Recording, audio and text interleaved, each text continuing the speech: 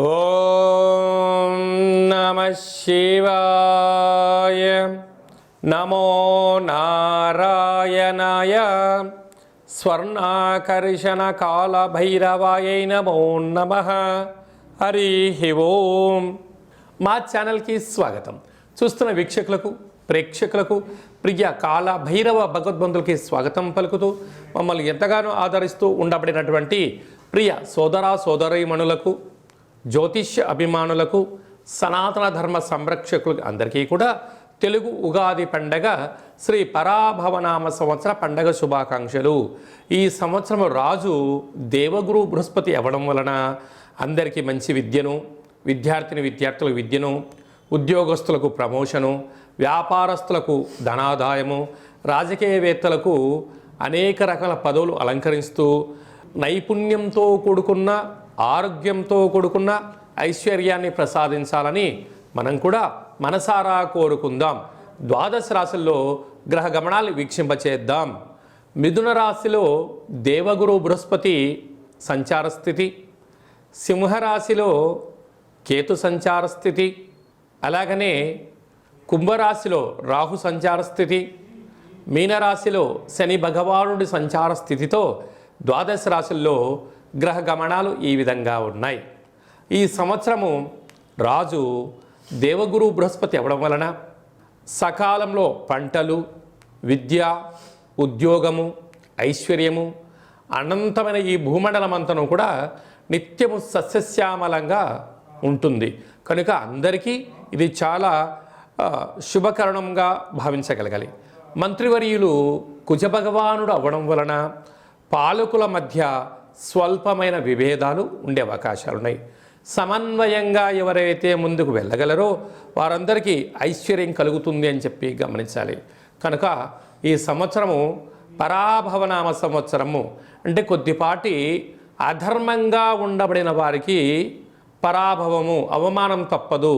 ధర్మబద్ధంగా ఉండబడిన వారికి ఐశ్వర్యం కలుగుతుందని చెప్పి కూడా గమనించాలి. మకర రాశి వారికి శ్రీ పరాభవనామ సంవత్సరంలో ఆదాయ వ్యయాలు ఎలా ఉండబోతున్నాయి, ఐశ్వర్య ఆనందాన్ని ఎలా పొందాలో ఈ వీడియోలో సవివరంగా సంపూర్ణంగా తెలుసుకుందాం.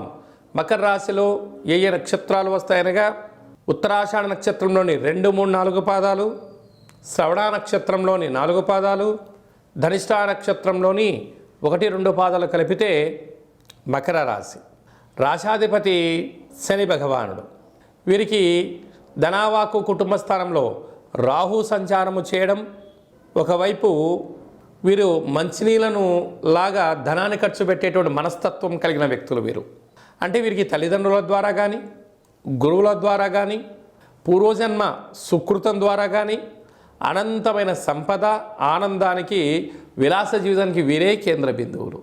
కనుక ఈ సంవత్సరము వీరి యొక్క ఆదాయం 2, వ్యయం 8 అంటే -6లోకి రాబోతున్నారు. కనుక వీరు ఏం గుర్తుపెట్టుకోగలగాలి? స్వీయ నియంత్రణ, అనవసరమైన ఖర్చులు తగ్గించుకోవాలి. విందులని, వినోదాలని, ఆర్భాటాలకు వెళ్ళారా? మీరు అప్పుల పాలు కావడమే కాకుండా కుటుంబాన్ని అస్తవ్యస్త పాలు చేయడం, క్రెడిట్ కార్డులో డబ్బులు గీయడం, డబ్బులు ఇస్తున్నారు కదా అని చెప్పి లోన్లు తేవడం, రెండు కూడా భవిష్యత్తులో మిమ్మల్ని ఇబ్బంది చెందించే పరిస్థితి కనపడుతుందని చెప్పి జ్యోతిర్విజ్ఞానం తెలియచేస్తుంది. రాజ్యపూజ్యం 1, అవమానం 2, శత్రువులు పొంచి ఉన్నారు. కనుక దయచేసి అప్పులు ఇవ్వద్దు, అప్పులు కూడా పుచ్చుకోవద్దు అని చెప్పి జ్యోతిర్విజ్ఞానం తెలియచేస్తుంది. వీరికి తృతీయ స్థానాధిపతి రాజు అవ్వడం, దేవగురు బృహస్పతి అక్కడే శని భగవానుడు కూడా ఉండడం వలన తల్లిదండ్రులతో, అన్నాదమ్ముళ్లతో, అక్కాచెల్లెలతో, పార్ట్నర్షిప్ వ్యవహార కార్యక్రమాల వారితో ప్రేమ, ఆప్యాయత, అనురాగం, సత్ప్రవర్తన మీరు ఉండగలిగినట్లయితే మీకు చాలా మంచి కాలంగా భావించగలగాలి. అర్ధాష్టమ రాశాధిపతి కుజుడు మంత్రివర్యులు అవ్వడం వలన ప్రభుత్వపు అధికారులతో ఎంతో సమన్వయం అవసరం. పోలీస్ శాఖ, రక్షణ శాఖ, న్యాయశాఖలతో ఆచితూచి మీరు ఉండగలగాలి.